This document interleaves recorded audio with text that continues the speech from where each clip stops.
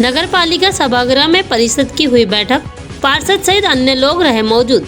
नगर पालिका सभागृह में सोमवार को परिषद की बैठक आयोजित की गई। बैठक में सांसद प्रतिनिधि, विधायक प्रतिनिधि, पार्षद, सभापति सहित अन्य लोग मौजूद रहे, जहां पर विभिन्न विषयों को लेकर परिषद की बैठक में चर्चा की गई। वहीं परिषद की बैठक में प्रमुख रूप से साफ सफाई, स्वास्थ्य, नल जल योजना सहित अन्य योजनाओं के बारे में चर्चा की गई, जहां पर प्रमुख रूप से समस्या वार्डों में साफ सफाई एवं पेयजल की समस्या देखने को मिली, जहां पर पार्षदों ने उक्त मामले में नाराजगी भी व्यक्त की।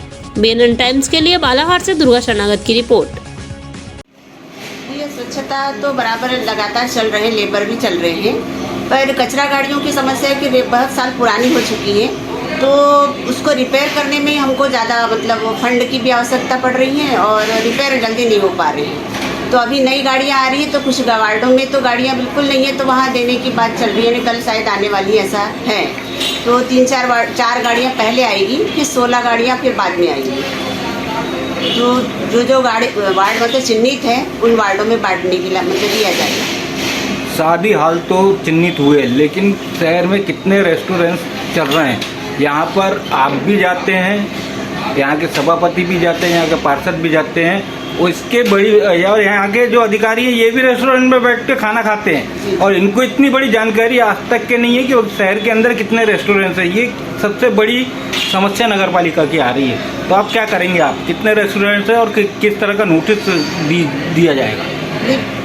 कर्मचारियों की जो गलती है उसे मैं मान रही हूँ कि उन्हें सभी तुरंत तत्काल में उन्होंने जवाब नहीं दिया।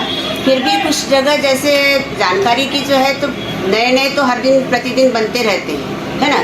तो जिन रेस्टोरेंट से वो वसूली करी उसकी जानकारी उससे पता था, वो उतना बता रही थी, है ना। बाकी जो और भी जो नए बने उनकी तो कुछ जगह जैसे क्या होता है कि जहाँ अपन वसूली के लिए जाते हैं, तो कुछ लोग जो ही उसके ऊपर प्रेशर डाल करके कह देते हैं कि नहीं वहाँ पे मत लीजिए, ऐसा कुछ मतलब होता है।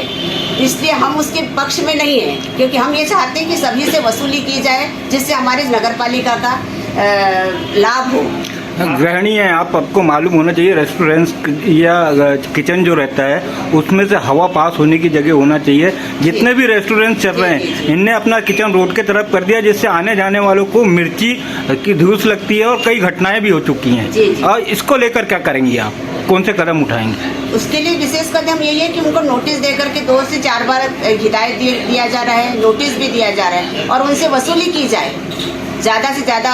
नहीं, जो रेस्टोरेंट का मुंह है, जो किचन है, वो जो रोड की तरफ किया गया है, जो आम लोगों को परेशानी का सबक बन रहा है, मिर्ची की धूप आती है, उससे लोगों को कैसे नहीं अधिकारी को भेज करके उसके लिए तत्काल करने के लिए बोला जाएगा।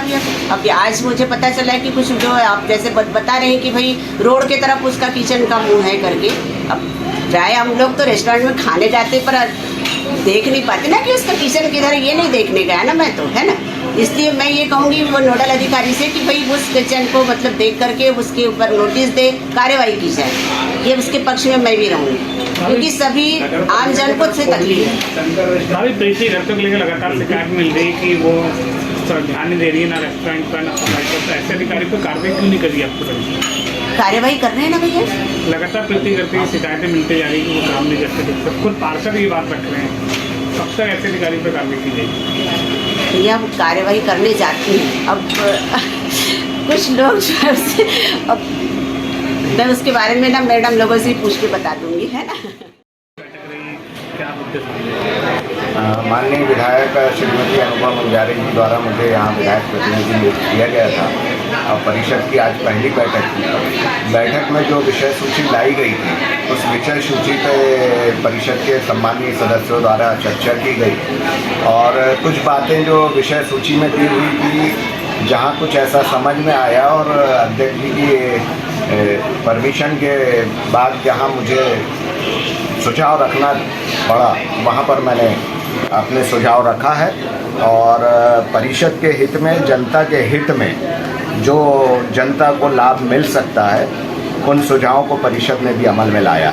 कौन से सुझाव जो आपको? जिस तरीके से परिषद में प्रस्ताव आए थे कि टैक्स से संबंधित प्रस्ताव आए थे, तो जो जनता के हित में था उसको परिषद ने जनता के पक्ष में निर्णय लिया है। एक बात ये भी देखी जा रही है, आपके द्वारा रेस्टोरेंट की जानकारी मांगी गई थी, लेकिन कर्मचारी के पास इसमें जानकारी नहीं है। क्या मानते हैं कर्मचारी लापरवाही पूर्वक काम कर रहे हैं? इस बात को अध्यक्ष महोदय ने भी माना है, और जो शहर में स्वच्छता की जो बात होना चाहिए, स्वच्छता के जो प्रभारी हैं, नोडल अधिकारी है, अगर उस व्यक्ति को इसके संबंध में जानकारी नहीं है तो उस चीज़ को लिए अध्यक्ष जी ने भी निर्देश दिया है और परिषद के अन्य सदस्यों ने भी निर्देश दिया है, जिसपे हमारे जो आज के प्रभारी सीएमओ उन्होंने भी 1 सप्ताह के भीतर जानकारी उपलब्ध करने की बात कही। मूल समस्या आ रही है जलवर्धन योजना 2010 में जो योजना नगर पालिका को दी गई थी, पीएचई विभाग ने बनाया था, वो पूरी जीर्ण हो चुकी है। यदि इस स्थिति में ये फिल्टर प्लांट बंद होता है तो आने वाले समय में बालाघाट जिले की जो संख्या है 5000 का बनाया हुआ फिल्टर प्लांट अभी जिंदा है, और जो 50,000 लोगों के लिए बनाया गया था वो 10 साल में खंडित हो गया। जो आपने कहा 2010 में स्वीकृत हुआ फिल्टर प्लांट, उसके बाद 2016 में नया फिल्टर प्लांट बना है।